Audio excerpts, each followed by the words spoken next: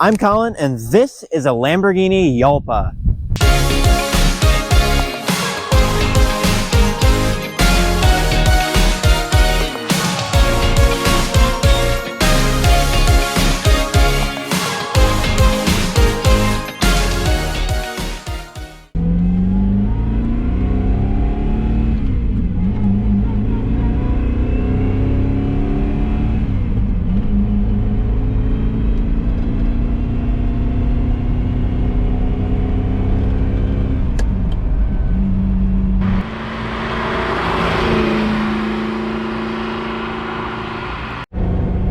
So here we are inside of the Lamborghini Jalpa, and you know, I must say, I have very good first impressions of this car.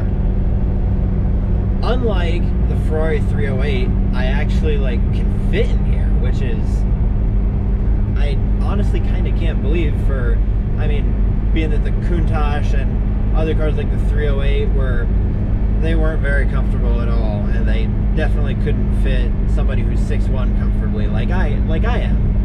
But this seat is nice. It really supports me. It's soft. It hugs me a little bit tight, but you know, it still does really good.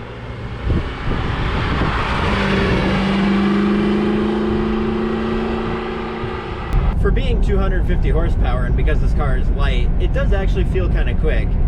Kind of feels like a go-kart, which I know that term is overused, but there's some truth to that for sure.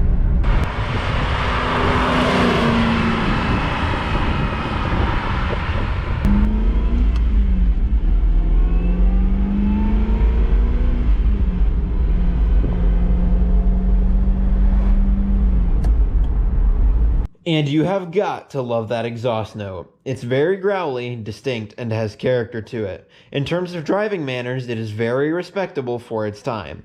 From what I've gathered, the steering is decent, unassisted of course. The clutch isn't too stiff and the gearbox isn't super finicky. Now, let's pull over and look around the car. But first, please be sure to like, share, and subscribe.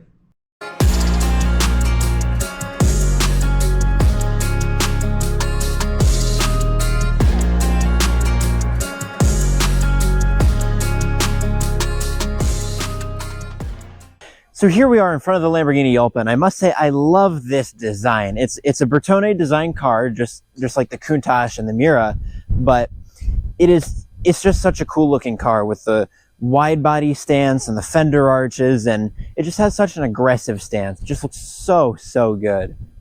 Before there was ever a Gallardo or a Huracan as the baby Lambos, we had this, the Lamborghini Jalpa, which was the successor to the Lamborghini Silhouette, which this is based off of, and this is really just a heavy upgrade of that. And speaking of the Silhouette, Lamborghini made 420 Lamborghini Jalpas, which is really not a lot, and I really would have expected it to be more considering the success of other baby supercars like the Ferrari 308.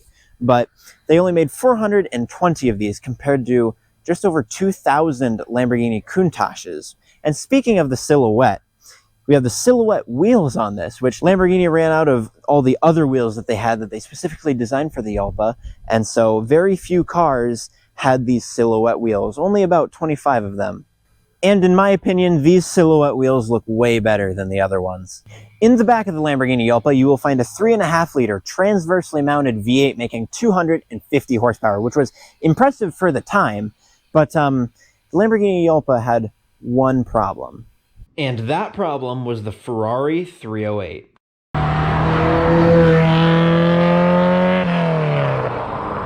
Unlike today, Lamborghini did not quite have the foothold on the market like Ferrari did. Lamborghini was only 18 years old when the Jalpa was unveiled at the 1981 Geneva Auto Show. They didn't have the history or the reputation, nor the racing history and pedigree that Ferrari had. Henceforth, the Lamborghini Jalpa seemed to be a lesser-known car in the marketplace, which would be why Lamborghini sold so few of these and Ferrari produced roughly 12,000 308s.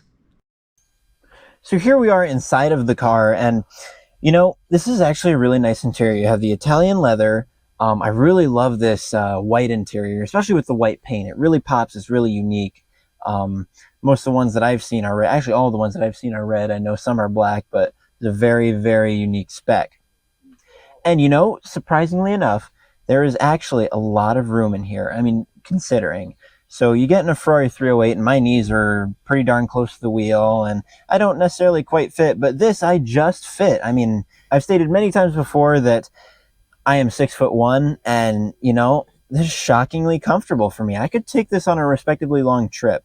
And when I was riding in the car, I noticed that the suspension was decently soft. It was actually kind of compliant for, especially for its age. This is a very well-mannered car, which is shocking to me because of how crazy and how wild and how visceral the Countach was. And that was, well, to say the least, not comfortable at all. There are some weird things about the interior, and one of those things is your air control. So you have a knob up over on your dash by your steering wheel for this fan speed, right? Makes sense, pretty simple. But you also have two different buttons for faster and slower for the fan up on the center stack, which is kind of interesting. There's two different digital clocks in here. One of them is the Kenwood audio system, and one is just a digital clock, and they can never stay in sync, it seems like. So yeah, so you have three defroster vents up at the back of the dash for obviously defrosting the window, but you only have two vents for your passengers. Yeah, you have a cigarette lighter down by the gated manual transmission, which is a 5-speed dog leg. There's actually a little gate for reverse for when you start driving. You have to manually put it there, otherwise you might accidentally put your car in reverse. You have this light that says brake up over by my left side of the dash, and below that it says unleaded fuel only, which I'm not sure many people would actually see that, and you'd think you'd want it at the gas cap, but it's fine. How awesome this car is completely makes up for it. You also have your trip reset knob up over by, actually to the right of the brake light, and to your left of the steering wheel. It's like in between the two, but it's just a little dial, it's just a little knob, very simple, works decent. And then up on your gauge cluster, you have your amp meter for your battery, your speedometer, your oil pressure, the tachometer, engine temperature, your oil temperature, as well as your gas gauge. You also have a little bit of storage up by the passenger for the glove box, and you push a button at the bottom and, well, it comes right on out, and there's a little bit of storage there. Not a lot, but, you know, there's some. These seats are actually very comfortable. They're quite plush for what they are. I mean, they're smaller seats. They hug me a little bit, but they support me in the right places, and it's a very, very comfortable seat. The Jalpa has respectable rear storage, but the frunk is taken up by the spare tire and other things. It also comes with a toolkit. Another thing worth noting is that inside the car, behind the seats, is a little compartment. It can open up into the engine bay and you can service it easier. The horn is also really loud. Now, for the conclusion. The Lamborghini Jalpa is the hidden gem of Lamborghinis. It's rare, stylish, unique, and just downright cool. So please be sure to like and subscribe. Thank you for watching.